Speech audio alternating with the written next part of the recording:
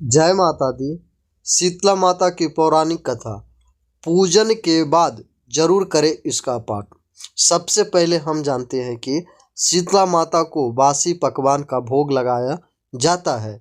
हर साल चैत्र मास की कृष्ण पक्ष की अष्टमी तिथि को शीतला अष्टमी आती है। इस दिन माता शीतला का पूजा पाठ अवश्य करना चाहिए।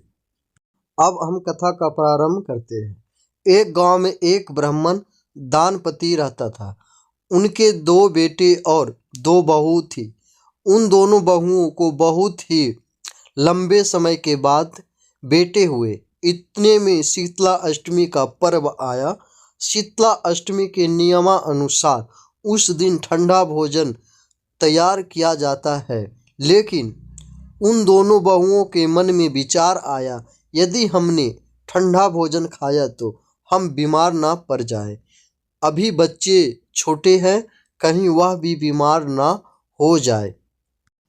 ऐसे में दोनों ने चुपचाप खाना खाने के लिए 2 बाल्टियां पशुओं के दाना देने वाली बर्तन में तैयार कर ली।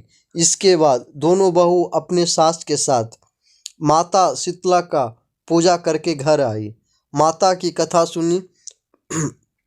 पूजा से लौटकर आने के बाद सास तो शीतला माता के भजन गाने लगी, लेकिन दोनों बहू बच्चे के रोने के बहाने वहां से घर लौट आई। इसके बाद दोनों से पशुओं के बर्तन से गरम गरम बाल्टी निकाली और उसने सेवन किया, मतलब खाना खा लिया। इसके बाद जब सास घर वापस आई तो उसने दोनों बहुओं को आवाज़ लगाई और भोजन करने के लिए कहा। दोनों से ठंडा भोजन का सेवन किया और फिर अपने काम में लग गई। इसके बाद सास ने काफ़ी देर बाद कहा कि बच्चे बहुत देर से सोए हुए हैं, उन्हें उठाकर भोजन करा लो, मतलब करा दो। फिर बहू जैसे ही अपने बच्चे को उठाने के लिए गई, उन्होंने देखा कि बच्चे मृत है, मतलब मर गए। ऐसे ऐसा शीतला माता का प्रकोप के कारण हुआ। बहू विवश हो गई। सास से सारी बात पता चली। वह बहुओं से लड़ने लगे। सास बोली कि तुम दोनों अपने बेटे की बदौलत शीतला माता का अवहेलना की है, इसलिए मेरे घर से निकल जाओ और कैसे भी बेटे का स्वस्थ लेकर ही घर वापस आना।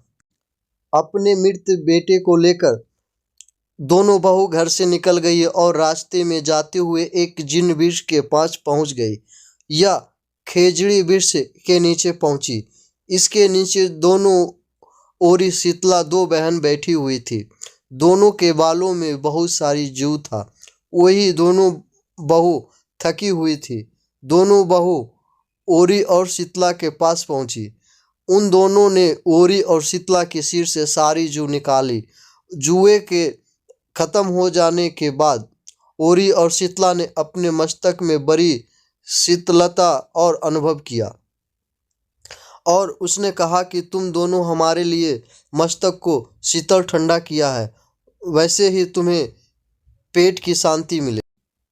इतने पर दोनों बहू बोली कि हम पेच का दिया हुआ ही लेकर मरी मरी भटक रही है, लेकिन शीतला माता के दर्शन नहीं हुए। शीतला माता ने कहा कि तुम दोनों से पाप किया है, तुम दुष्ट हो, दुराचारणी हो, तुम्हें तो मुंह तक देखने योग्य नहीं है। शीतला सप्तमी के दिन ठंडा भोजन करने के बदले तुम दोनों ने गरम गरम भोजन किया था। फिर क्या? इतना सुनते ही दोनों बहू ने शीतला माता को पहचान लिया और दोनों ने शीतला माता को प्रणाम किया और गिड़गिड़ाते हुए बोले कि हमें अनजाने में गर्म खाना खा लिया। आपके प्रभाव को हम नहीं जानती थी, आप हमें क्षमा करें, हम फिर कभी ऐसा नहीं करेंगे। फिर उसके ऐसे वचन सुनकर शीतला माता प्रसन्न हुई और शीतला माता ने मृतक बालकों को जीवित किया। इसके बाद बहू अपने बच्चे को लेकर फिर से गांव लौट आई।